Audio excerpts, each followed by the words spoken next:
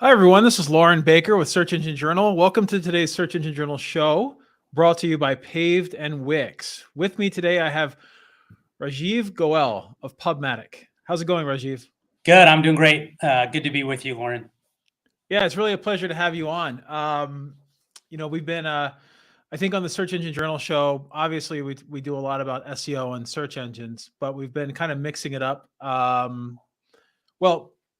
Advertising is a huge component of search, right? So we're not That's right. that far off, but we've been mixing it up quite a bit, especially leading into the holiday season, introducing opportunities for digital marketers, search marketers, PPCs, even publishers to get involved with during that, what can sometimes be a downtime, and especially for planning for next year, right? So I wanted to really have you on today because I know on the Search Engine Journal side, introducing header bidding into our entire platform has been a game changer. So I wanted to talk a little bit about what you're doing at PubMatic, uh, a bit about header bidding, how the game is changing even more so, and what's going on in a world where cookies may not be as available as they previously were, or they're not already. So before we get started, how about if you take a moment to introduce yourself? Yeah, perfect. So great. Again, great to be with you and with the audience. I'm Rajeev Goel, co-founder and CEO of PubMatic. So I'm born and raised in Silicon Valley. Spent most of my life here. Although I went to school on the East Coast, and started PubMatic in 2006. And the kind of core thinking behind starting it, along with a couple of other co-founders, is that you got to go back in time 15, 16 years now. We felt that digital advertising would be very different than traditional advertising in terms of how advertising is bought and sold.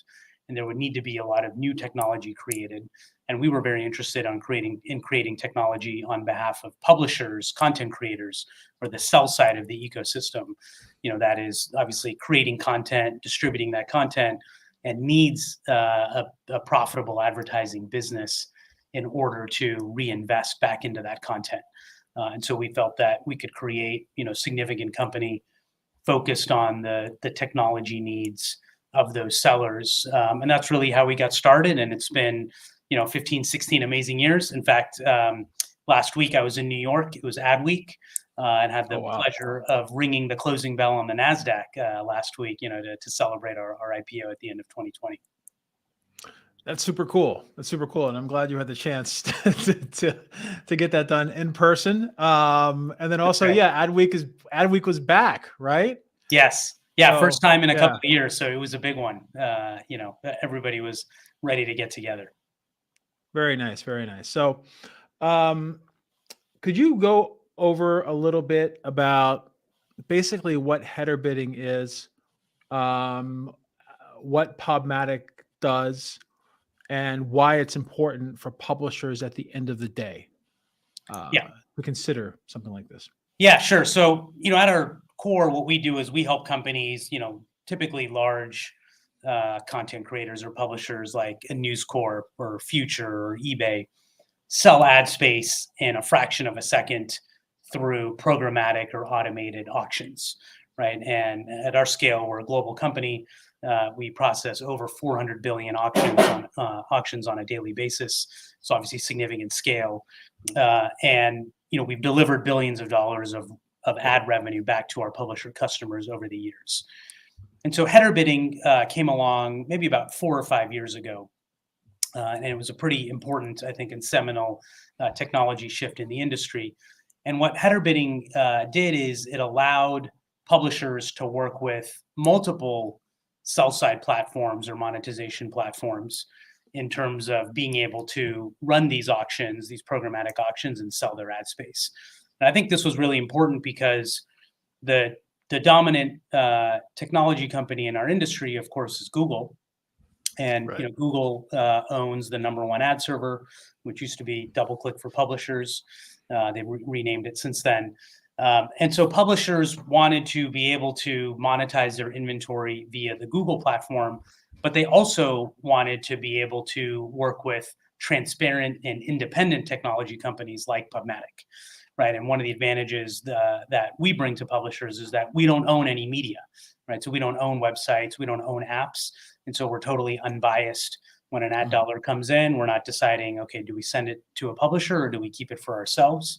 And we run a transparent business model and auction platform.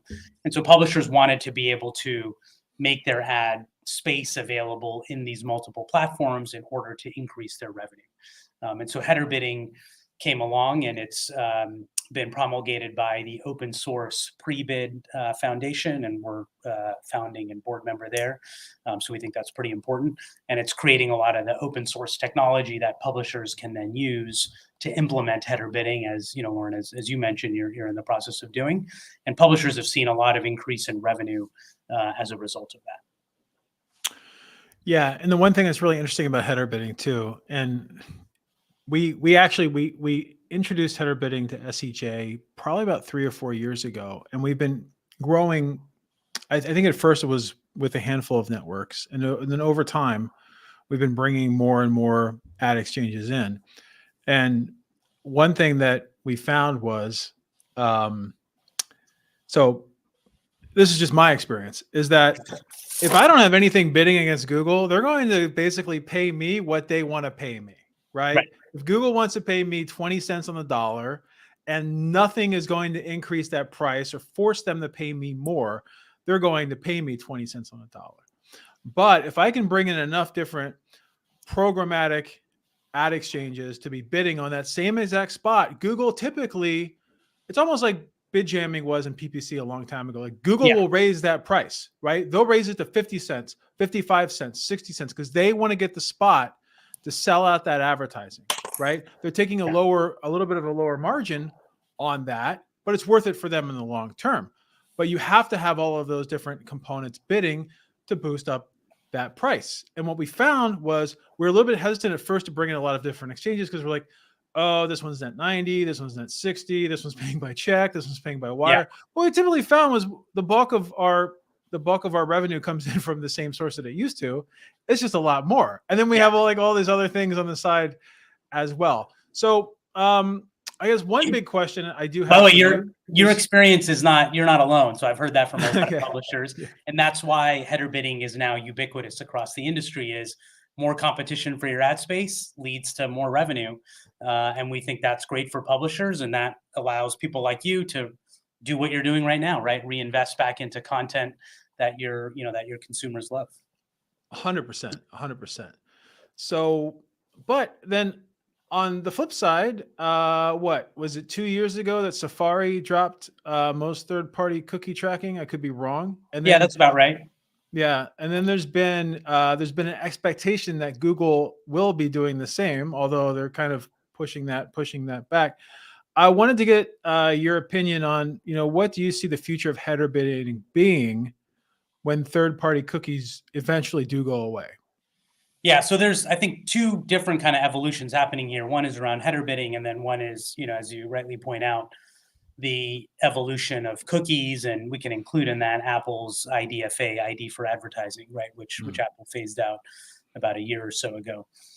So if we just step back for a second, I think what's happening is that consumers are increasingly aware of how their data is being used in online transactions, whether it's ads or it's commerce or it's payments or other types of things.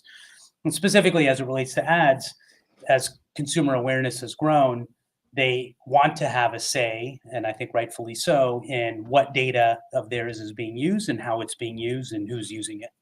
And so we think that's very good and very healthy, which is that consumers are getting free content most of the time in exchange for advertising. And so it's good for consumers to be aware of that trade.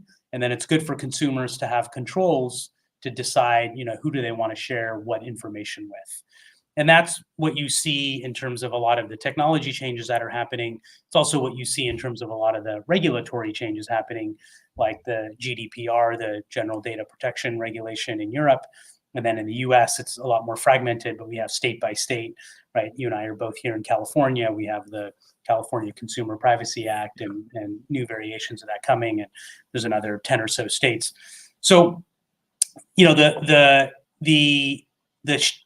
impact of all of this is that the use of data, I don't think, is going to go away in online advertising. but how it's used and what data is used is changing. And so again, first of all, the consumer can opt in or opt out. You probably go to different websites or apps and you get pop-ups or you get questions about, hey, can we track you, or can we, use your data to deliver an ad? And I think it's important for consumers to remember that you're going to get an ad, and you probably want that to be a more relevant ad that is more of a content-like experience. If you say no, it's not that you're not going to get ads. Ads is what funds the content on the internet. It's just you're going to get a less relevant ad. So we have been innovating in this area for a number of years and really building a portfolio of solutions that move the industry beyond cookies. And I think what those things have in common is that they're much more publisher-centric. So the data that we think is going to be scalable in the ecosystem in the future is, instead of being historically on the buy side of the industry, like third-party cookies, is now going to be data that consumers and publishers are sharing. So that's going to make a shift towards the sell side of the ecosystem. And then second, there's going to be a different mix of data. So we might have identity data, meaning you log in to a website and share, okay, this is my email, Lauren at SEJ.com.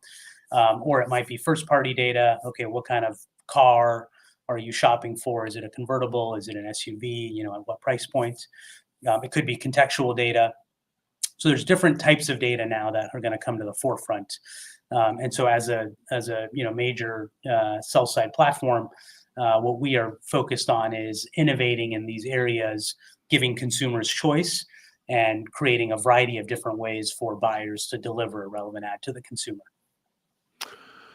So you spoke about a lot of things there, beginning with, Apple and IDFA, and that kind of got me thinking, and a little bit about first party identification services. I know on our end, we get pitched by, as soon as the no cookie thing came about, we started getting pitched left and right by identity services like LiveRamp, ID5, Audigent. And one question I have for you about those services is, do they do the job as well as a third-party cookie? And exactly what if not, or if so, what void are they filling by being able to bring that data to you?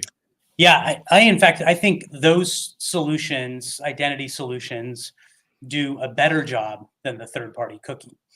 So what advertisers are looking for when they spend their ad budgets is really typically two things. One is they want to know who the consumer is so that they can deliver, a relevant ad to the consumer, and also not over advertise to them, right? Nobody likes the experience of seeing the same ad, 10 times in an hour.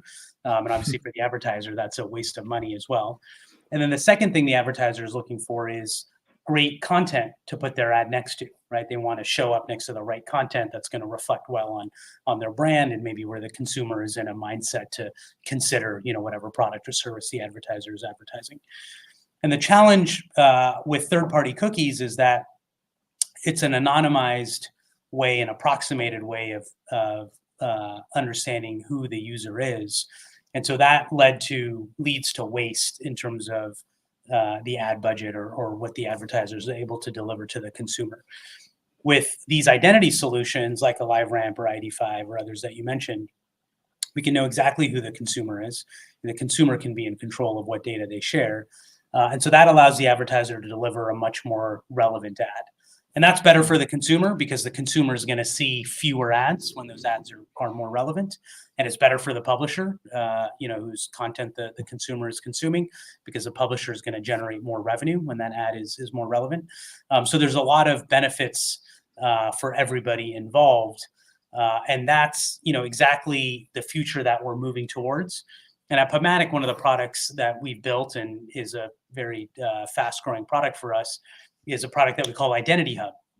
And what Identity Hub does is, you, Lauren, can implement Identity Hub on SEJ, and we manage about a dozen different identity solutions for you. So we can work with LiveRamp, ID5, and many others, Unified ID 2.0 and others, where an advertiser can use any of those identity solutions and deliver a relevant ad to the consumer.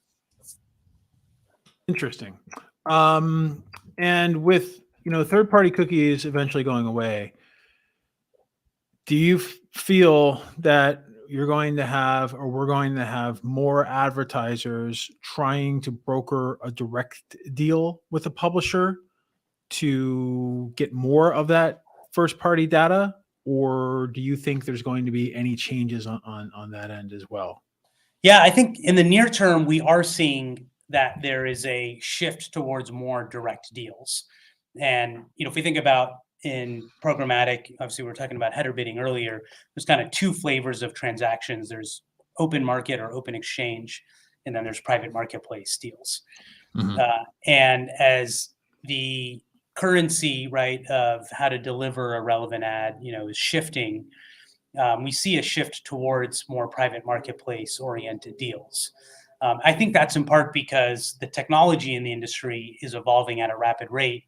And so until a lot of these identifiers are made targetable in the open exchange, the go-to method for transacting is then private marketplace deals.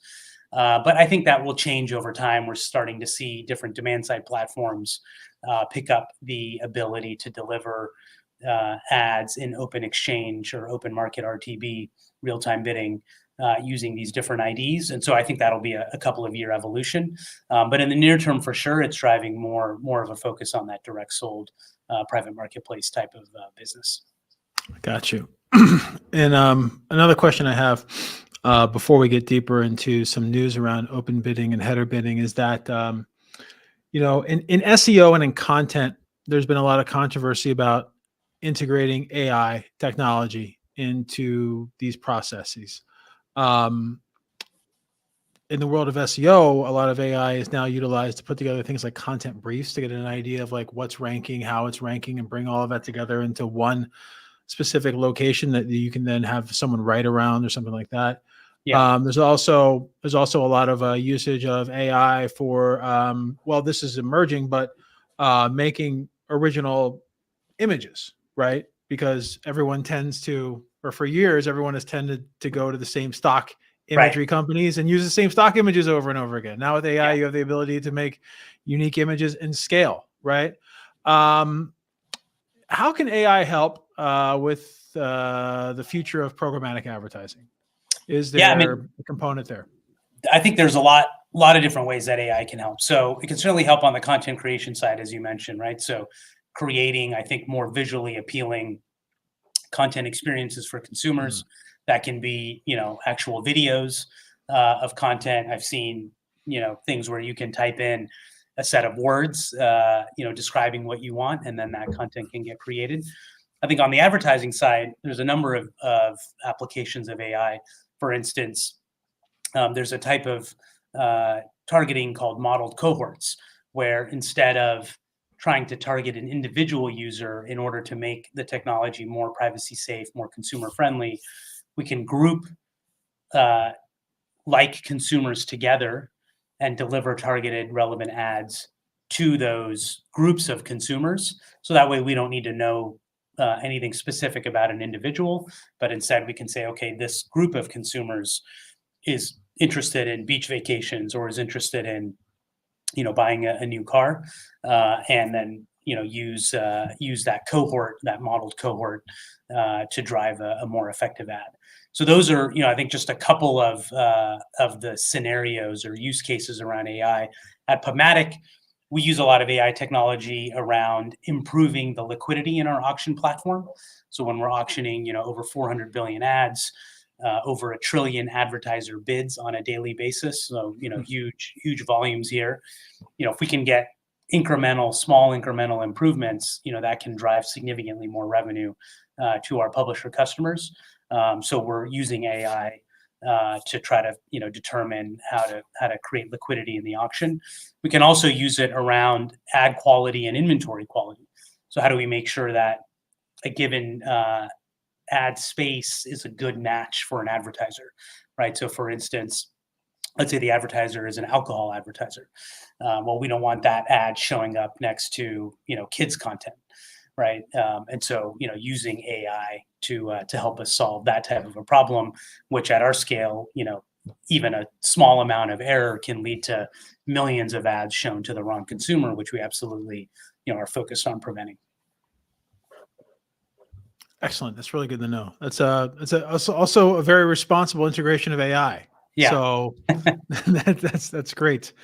That's great. So let's get a little bit deeper into the world of header bidding, everything else. There's been a lot of news. Even at SEJ, we reported on 2 DSPs, demand side platforms that have removed Google open bidding and its supply for its advertisers. One of them being Yahoo, which is a fairly large network, not part of Verizon anymore, by the way. So Right. it's its own company moving forward. Lots of funding behind it, a good team behind it that has left CBS and they've gone over to Yahoo. So that's exciting to see, but it's really interesting to see that they dropped Google open bidding. Exactly what is Google open bidding? Why is it somewhat controversial with these DSPs?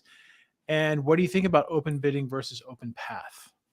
Sure. So open bidding is a Google-owned framework, and Google launched it maybe a year or two after header bidding came out. And obviously the names are quite similar, header bidding, open bidding. And so I think many publishers assumed they were synonymous or one and the same. But the reality is that while open bidding is designed to be similar to header bidding in some ways, it's not the same thing. So it's not a transparent auction, open bidding. And it also open bidding does not bid into the header of a website or a web page, where the header bidding auction is actually conducted. If we just think about the physical location of where each of these impressions is being auctioned. And so I think for a couple of those reasons, right, and we talked about transparency earlier, but that's a really, I think, important theme in our industry. Some of these DSPs have decided that they would not access inventory via Google's open bidding and instead would prefer to access inventory through, proper header bidding frameworks. At PubMatic, we support multiple header bidding frameworks. So the pre-bid open source one, which is the primary one, the Google open bidding framework. Amazon also has their own framework called Transparent Ad Marketplace. So our focus is really around technology enablement. So as some of our publishers use all of those frameworks, some use a subset. We're here to really help them make the right technology decision and then implement and drive revenue from those decisions. There's been a little bit of back and forth between Google and Digiday about whether or not. Popular criticism of open bidding was that Google would use its end-to-end view of ad impressions to decide whether or not it wanted its DSP to bid on an impression. If it didn't, then it would then allow it to pass through an open bidding auction. And according to Digiday, these are charges that Google denies. So is that still a major component of why some companies aren't working with open bidding? And then also, it does kind of sound like Google and Amazon are both utilizing terms like open and transparent in their own offerings. First, I wanted to get a little bit of insight into this, controversy around open bidding. And second, I'd like to hear your viewpoints on Amazon's. I'm sorry, what was the name of their service? Transparent Ad Marketplace. Transparent Ad Marketplace. Okay. Yeah, I mean, the irony there, of course, is that usually when people put the word in there like open or something like that, it's because it's not, right? So, you could say communist countries have been, guilty of this for many years. People's Republic of X, right? And it's usually not a democracy when something is called that. I think the issue there is really one of transparency, right? And we're going to find out if those charges are true or not, right? As obviously the state's attorney general has brought lawsuit against Google and some of these parts of their ad business that we're talking about here. I think the FTC is, there's been a lot of rumor or speculation that they'll be filing suit very shortly. So we'll see, and that process will take however long it takes to play out. But I think at the end of the day, the participants in the ecosystem, whether it's some of the folks that you mentioned, the demand side platforms, it's us, it's publishers, it's consumers, they want transparency. They want to know that in an auction environment, there's a level playing field, and the highest bidder is the one winning, and not somebody's leaning, putting their thumb on the scale and giving themselves a significant advantage. And I'll go back to what I said at the beginning. This is why header bidding came to exist in the first place, is that publishers felt that they were not getting a fair auction inside of the Google ad tech stack. And so header bidding was designed to open up that auction process and bring in, transparent participants, so that as you experience yourself, Lauren, you can generate more revenue, right, when there's more competition. And so I think, it's hard to know whether or not those, again, those charges are true or not. We'll find out. But I think many participants feel like they want to move towards a more open and transparent ecosystem. And certainly a open source pre-bid based approach is, the epitome of that. I'm not sure how old you are, Rajeev, but I'm old enough to remember the Telecommunications Act of 1996. And one of the most breakthrough components of that was very hard to really understand at the time was that, and I'm paraphrasing, is that cable TV would no longer be the one route for privatized television channels or privatized entertainment to the household. It really opened it up for the internet to be able to do so as well. Now, almost 30 years later, we're at the point where TVs are powered by Google TV, powered by Amazon Prime, Right. even Direct and some of the other outlets. They're all larger conglomerates, whether it's Time Warner, whether it's AT&T, et cetera, et cetera. So there's definitely that crossover. TV is digital, and CTV ads, to my understanding, are more popular than they've ever been. Also, when I was looking at PubMatic's homepage earlier, I did see the word transparent CTV probably used about 3 times in your messaging. Sounds right. So, yeah. So I wanted to get an idea from you. Are you currently seeing a shift, not just with TV, but I guess first of all, could you define what CTV is? Because when I think of video ads, I also think of ads before YouTube videos. I think of reels. I think of shorts. I think of all of that stuff that has ads in front of it. Yeah. But then also when you're watching a TV show or a sporting event or something like that, now I'm seeing ads that are much more personally targeted to me and my behavior.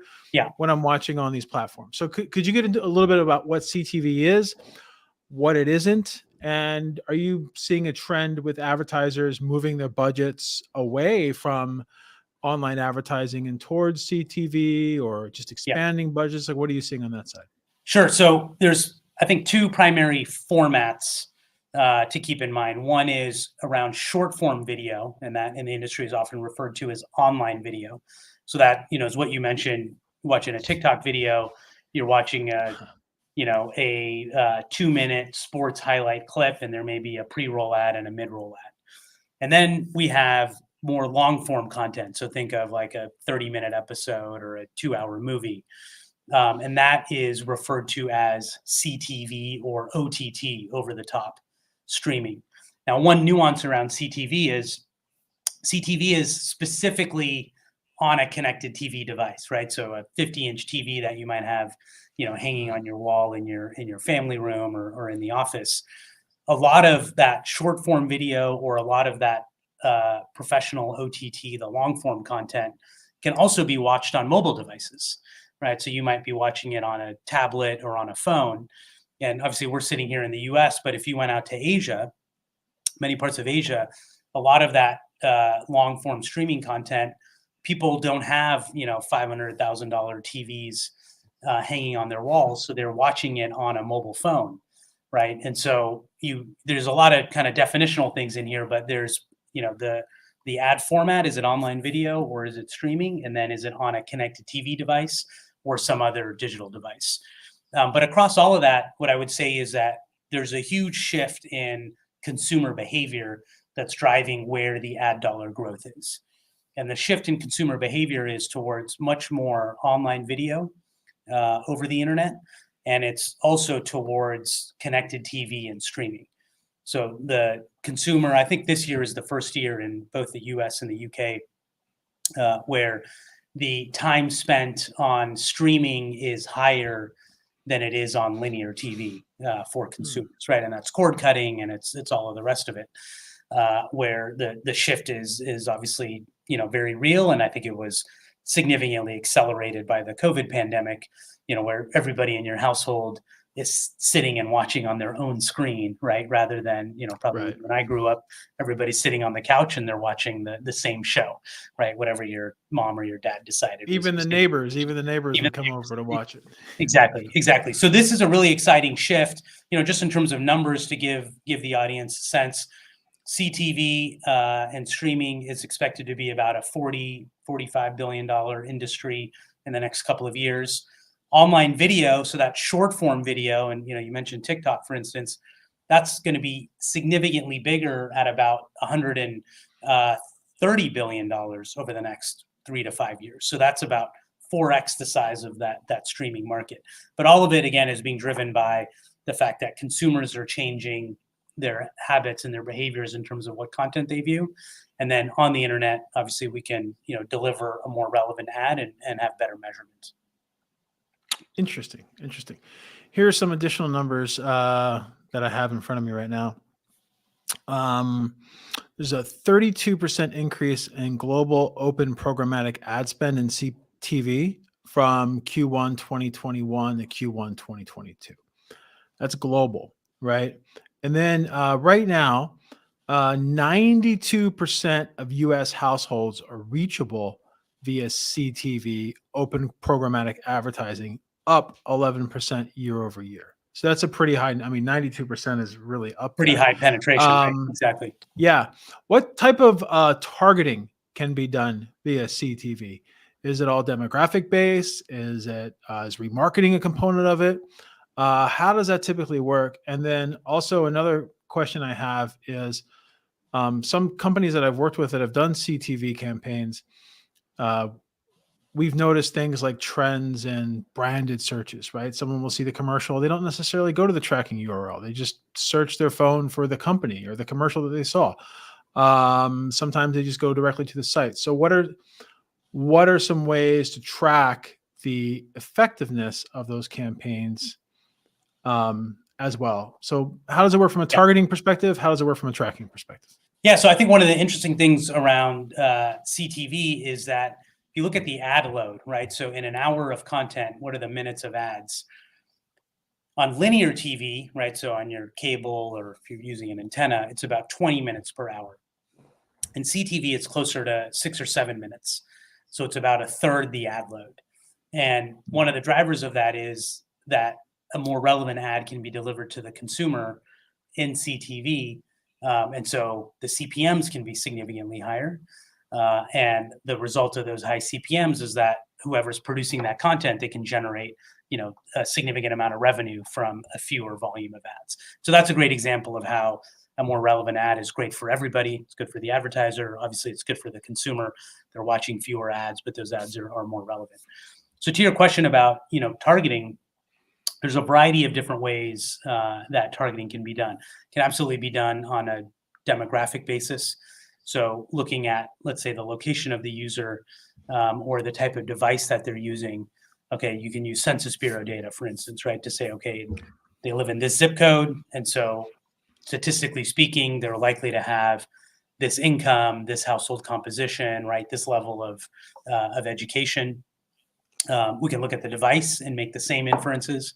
So somebody using a Apple device versus an Android device, the price points of those devices are pretty different. And so that tells us something already. Are they using a TCL TV or the latest LG TV, right? And there's one's $150 and one's $1,500, right? So that Are they using are they watching it on the Prime Day special or the Black Friday special, or are they watching it on exactly exactly right? Yeah. How old is the iPhone model, right? That the consumer is using, right? So all of these things can give you significant clues. You probably also notice that for most streaming content services, you're logging in, right? So you're logging into your HBO or your Netflix or something else, and so that is a form of identity that can lead to a very relevant ad being delivered to the consumer. And then many of the TV manufacturers, they have what's called ACR, or automated content recognition, which allows them to see what types of shows is it that somebody is watching. So are they watching, crime dramas or sports, or are they watching, finance news predominantly? And then, segment and package up those users accordingly to then say, okay, what types of ads might be relevant for that type of consumer? So you can build a pretty comprehensive view of the consumer without even necessarily knowing who they are, to be able to deliver, do I want to give them a Toyota ad, or do I want to give them a Porsche ad? Right? Do I want to give them a Geico ad, or do I want to give them a Chubb Insurance or some premium insurance company?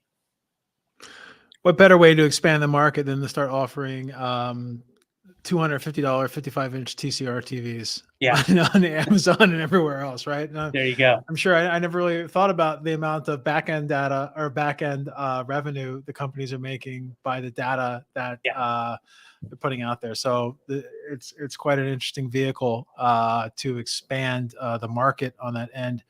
One question that we had come in was about walled gardens versus the open internet. Are walled gardens still a thing? Are they expanding? Could you go into that a little bit? What is a walled garden versus, because when I think of a walled garden, I think of AOL of the late 90s, early 2000s. What is an example of a walled garden right now? So there's a competition in the industry between the open internet and walled gardens. A walled garden is typically a technology platform that is a closed environment. So an advertiser will go to that walled garden and say, here's my advertising objective. And the walled garden will run the campaign. And the walled garden will report back as to the performance of that campaign, but they won't share data back with the advertiser about who the consumers are that saw the ad, what was the, who purchased, who didn't purchase, all of those things. So the data that is the result of that resides inside of that walled garden rather than being portable and going back to the advertiser. The open internet is quite different, right? The open internet it's an open environment, as the name alludes to. And so the advertiser, whatever facts and insights and data they glean from running their ad campaign on the open internet, that data is for the advertiser to keep and to own, and they can get smarter and apply that data on their next ad campaign, right? So if they run an ad campaign and you place, let's say, an AT&T cell phone into a cart, but you don't check out in the open internet, then AT&T can be aware of that and say, okay, great. Well, I've got Lauren partway through my advertiser journey. And now I need to hit him with a different ad to try to get him to check out, right? Maybe some incentive or, family plan or something like that. So these are two very different modes of advertising. Common walled gardens are companies like Facebook or Snapchat or Google. On the open internet, we have a lot of the professionally created content from some of the publishers that I mentioned earlier as customers of PubMatic, like a News Corp or a CBS or an ESPN, right? And so the I think interesting thing here, and this gets to your earlier questions around identity, is that advertisers historically have had to choose. They could go into the advertise on the walled gardens. That's a lot of user-generated content, not professionally created content. But the walled gardens know exactly who you are, right? You log into Google services, you log into Facebook, you log into Snap. On the open internet, you got a lot of great quality content, professionally created content, but it's been third-party cookies. And as that change is happening and we move towards more identity types of data and other first-party data, Now I think the open internet is creating a very compelling value proposition to advertisers, which is great quality content and the ability to deliver a very relevant ad to the consumer. And so, in part because of that, what we've seen over the last couple of quarters is that the open internet rate of growth is faster than the walled garden rate of growth. And so if you just go back and look at the earnings, reports of those walled garden players versus open internet players, you'll see that open internet is growing faster. I think there's also, there's a toxicity around social media. I think consumers are kind of more aware of, what are some of the downsides of spending too much time in social media. And then I think CTV is a big driver of that open internet growth as well. Outstanding. So we're almost at the time end of our show, but it is Q4 2022 right now. Yeah. I think there's a lot on everyone's minds in terms of the status of the economy, and we're entering into a challenging economic environment getting into 2023. I mean, everyone sees the news. I'm not going to go over it, but there's all kinds of, whether it's layoffs or this or that, like it's just not the best time to go to Google News and read the tech section at the moment. What opportunities and challenges are you seeing for brand advertising versus performance campaigns, and which is the biggest opportunity? Do you feel that companies should go after the brand specific advertising, building up the brand, or focus a lot more on the performance side that's a little bit more direct to consumer, trackable, things like that? What are your viewpoints on this? Well, I think you're exactly right. Obviously, we're in a challenging economic environment, and I think it's only getting more challenging, over the next couple of quarters, at least from the headlines that I read. And part of, I think, what makes the industry dynamic and the economic environment dynamic is that challenging environment is not the same across the board, right? So we've seen, if we just look at some of the retail earnings reports over the last, couple of months, it feels like there's a tale of two consumers. The lower end consumer is getting obviously hit pretty hard by inflation, energy prices, gas prices, all of these types of things. So you're seeing, I think, significant cutbacks there. If you looked at LVMH, right, the luxury goods company, they reported, blockbuster earnings a couple of weeks ago. So maybe the high-end consumer is in a very different boat, a very different environment, partly fueled probably by stock market, wealth creation over the last couple of years as well. So I think your brand question then becomes an interesting one because it depends on which brand we're talking about, right? If we're talking about a mid-market brand, I think they're getting squeezed.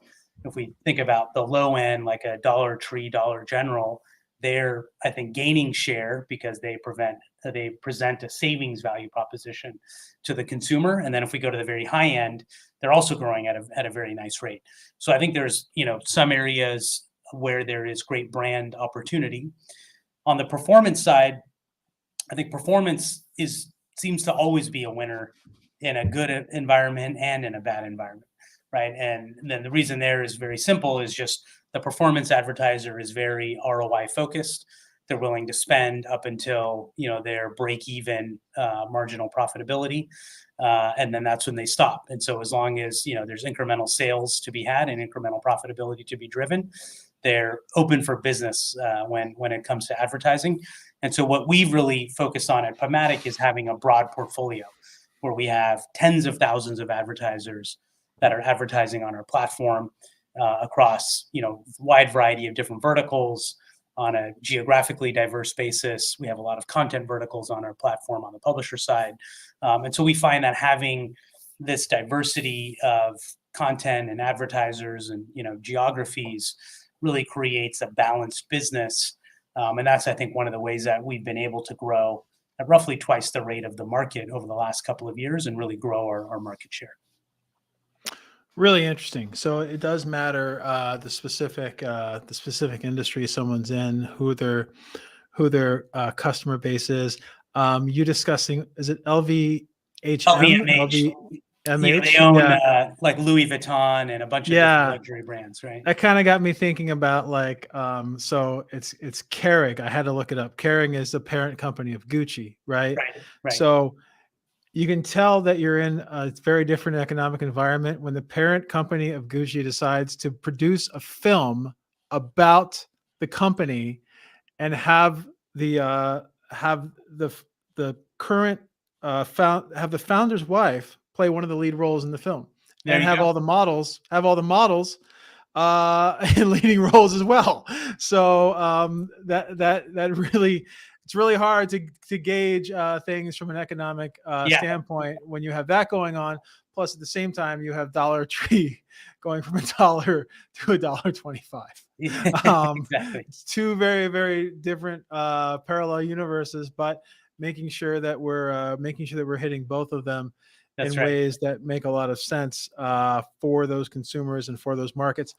Rajeev, it's been great having you today. I learned a lot more about header bidding, open bidding, programmatic advertising, the future of CTV, what PubMatic does, walled gardens versus open internet, and everything. And I guess alternatives to third-party cookies, which actually may be better than the third-party cookies themselves. Are there any parting words you'd like to give us and our audience today before we sign off? Well, I mean, it's been great to talk with you and talk with the audience. So really appreciate the opportunity. And I would just say, hey, look, when we're going through obviously an economic cycle, but I think online advertising is poised for significant long-term growth. We saw significant growth during the COVID period. And from what I see, that's really a permanent expansion of the opportunity. A lot more time being spent online, a lot more things people are doing online that they probably didn't think they would do, like fitness classes, seeing their doctor, buying cars, things like that. And so we really think it's a great long-term growth opportunity, and really excited to be a leader in innovation globally in this category. And I have a quick non-official question for you. So you had mentioned with CTV, you can actually, I guess, television publishers, broadcast companies can earn more on less advertising time than they did previously on multiple untargeted ads, right? Taking up more time. Do you think that's going to mean less commercials, or do you think it's going to be more commercials that are worth more value to the broadcast company at the end of the day? I think in the near term, it's going to be less commercials. And you only have to run this experiment. If you go watch the evening news on your cable TV broadcast, just count the number of irrelevant ads, right? So you'll see a lot of dog food ads, and you'll see a lot of pharmaceutical ads, right? And those older families. Yeah. And those pharmaceuticals are, for like 70-year-old plus people. And, those people need to see those ads, but probably you and I don't. So there's a lot of those irrelevant ads out there. So I think we're going to see significantly less ads for consumers. Now, if economics theory holds right, then in 20 years, we'll get back up to that 20-minute ad load per hour, but enjoy the benefits, for the next decade at least. Nice. And on that note, we're going to sign off. Thank you so much, Rajeev, for coming in today, for sharing everything about PubMatic. We've dropped some links in the notes, and just to let everyone that's viewing and let listeners know, we'll be doing a recap as well on the Search Engine Journal site next week. So thank you, Rajeev Goel from PubMatic, and thank you to Paved and Wix for sponsoring today's show. Rajeev, it's been a pleasure. Have a great rest of your day. Thank you, Lauren. Appreciate it. Have a good one. Cheers. Thank you for joining us this week on the Search Engine Journal Show. If you liked this episode, subscribe to our channel for so much more and click the notification bell so you don't miss a thing.